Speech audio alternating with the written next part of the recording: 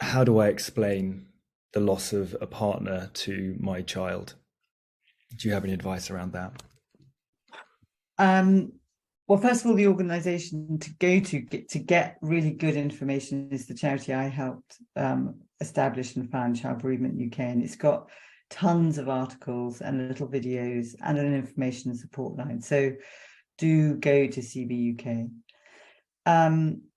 And basically, the important thing to know is that children, however difficult the truth is, need the same truth as the adults around them, so that everybody has the same truth, because your children need to trust you.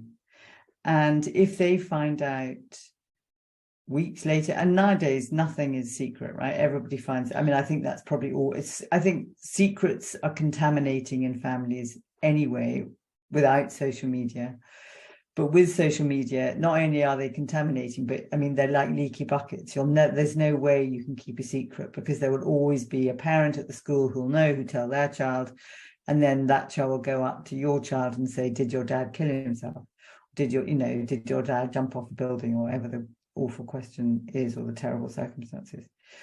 So, and then if you haven't told them the truth because you want to protect them, which is a very natural and instinctive response, and of course you don't want your children to suffer, but if they haven't heard the truth from you, it is harder for them to completely trust that you will go on telling them the truth, because children's belief system is informed by their experience. And yes, soothe your sadness in the app. And you like the sadness audio for the intense days. That's really good, Marianne. I'm so pleased. I think that answers that question. And you have to find words that are kind of straightforward words and not metaphors. So use the word dead. Daddy or mommy has died. That means their body doesn't work anymore. They look like they're asleep, but they're not asleep. They've died. And you do it in very simple kind of incremental chunks. So not everything at once. So if it is a devastating traumatic death, one day would be that they've died, and then the next day would be the circumstances of the death, because it's too much all at once.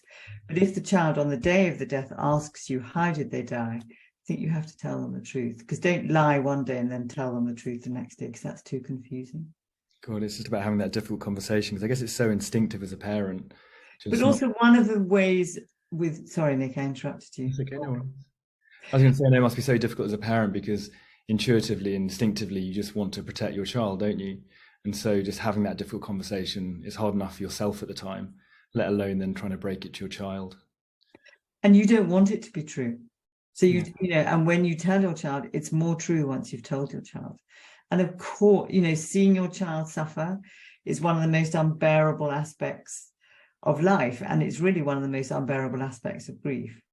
And particularly if there's all this complexity of guilt, all the what ifs and sadness and your own feelings. So, I mean, the other big thing with children is don't do that, get people around you, if you can, your siblings or the grandparents or godparents or neighbors or friends from school, so that you feel supported to be able to support your children.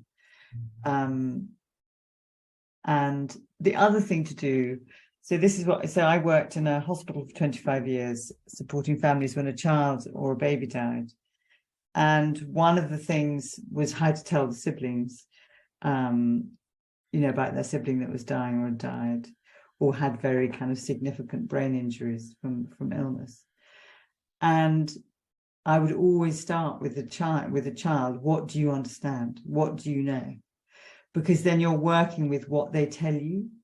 And you would be surprised how much those children knew already, how much they picked up from half-heard conversations, from doctors. You don't know what, they went running down the passage and they could have heard a nurse telling the other nurse about, the child in bed 4 or whatever.